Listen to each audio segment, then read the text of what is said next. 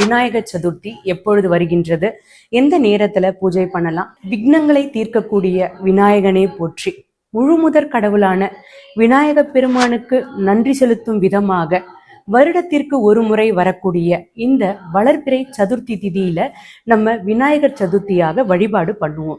இந்த வருடம் ஆகஸ்ட் மாதம் 27ஆம் தேதி விநாயகர் சதுர்த்தி வருகின்றது. முக்கியமா பூஜை செய்யக்கூடிய நேரம் என்ன அப்படின்னு பாத்தீங்கன்னா, காலையில 9 மணிக்கு மேல 12 மணிக்குள்ள நீங்க பூஜை செய்யலாம். காலை நேரத்துல பூஜை செய்வதாக இருந்தால், மாலை நேரத்துல பூஜை செய்வதாக இருந்தால் மாலை நேரம் 5 மணிக்கு மேல 7 மணிக்குள்ள விநாயக பெருமான் வழிபாடு தவறாமல் பண்ணுங்க.